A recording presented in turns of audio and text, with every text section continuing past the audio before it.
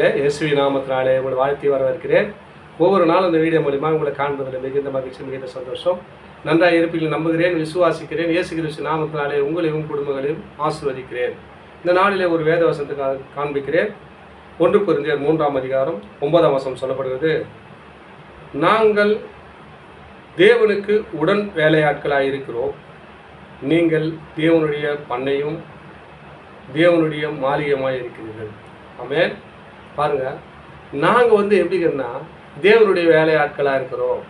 ஏன்னா உங்களுக்காக தெரியாதவர்களுக்கு சத்தியத்தை அறிவிக்கவும் சத்தியத்தை போதிக்கவும் அநேக ஜனங்களுக்கு இந்த வார்த்தையை அனுப்பவும் அவருடைய வேலையை செய்து கொண்டு இருக்கிறோம். நீங்களாம் எப்படி இருக்கிறீங்கன்னா, நாங்கள் ஜெபிக்கிறோம், உங்களுக்காக ஜெபிக்கிறோம். நீங்கள் எப்படி இருக்கிறீங்கன்னா, அந்த வார்த்தையை நல்லா கூர்ந்து வரீங்களா, நாங்கள் தேவனுக்கு உடன் வேலையாட்களாக இருக்கிறோம். நீங்கள் இதை கேட்குறீங்க, நீங்கள் தேவனுடைய பண்ணையும் தேவனுடைய மாளிகையமாக இருக்கிறீங்க, ஆசீர்வாதமாக இருக்கிறீங்கன்றார் ஆண்டவர். உங்களை பார்த்து நீங்கள் என்ன பண்ணுறீங்க? கலங்கிறீங்க, தவிக்கிறீங்க. ஏன்னா நாங்கள் ஒவ்வொரு நாளும் இந்த வீடியோ பார்க்குற, இந்த வசனத்தை கேட்குற உங்களுக்காக கூட நாங்கள் ஜெபிக்கிறோம்.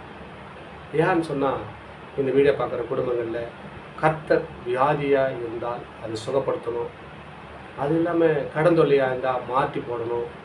வேலை இல்லாத பிள்ளைகளுக்கு வேலையை கட்டணும். திருமணம் இல்லாத பிள்ளைகளுக்கு திருமணத்தை கட்டளிடணும். அநேக இடத்துல நாங்கள் ஜெபிக்கிறோம்.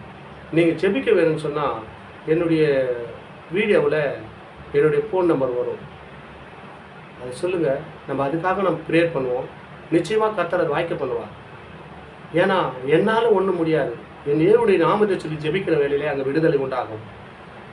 என்ன காரணத்துக்காக ஜெபிக்கணும்னு சொல்லிட்டு எங்களுக்கு ஃபோன் நம்பர், அந்த வாட்ஸ்அப் மூலயமா ஃபோன் நம்பர் இருக்குது. இந்த வீடியோவில் ஃபோன் நம்பர் போட்டிருக்கிறேன், யூடியூப்பில் போட்டிருப்பேன். ஆனால் அந்த யூடியூப்பில் அந்த நம்பரை வாட்ச் பண்ணி எங்களுக்கு கான்டாக்ட் பண்ணுங்கள். நிச்சயமாக நம்ம ஜெபிப்போம். கர்த்தர் சுகத்தை கொடுப்பார், விடுதலை கொடுப்பார். எந்த காரணத்துக்காக ஜெபிப்போம் அதுக்காக ஜெபிப்போம். நிச்சயமாக கர்த்தர் விடுதலை கொடுப்பார். அதுக்கு தான் இந்த வசனம் சொல்லப்படுகிறது. என்ன வார்த்தைன்னு சொன்னால், நாங்கள் தேவனுக்கு உடன் வேலையாட்களாக இருக்கிறோம். நீங்கள் எப்போ கூப்பிட்டாலும் அந்த டைமுக்கு நாங்கள் ஜெபிப்போம். வேலையாட்கள், தேவனுடைய வேலையை செய்கிறோம்.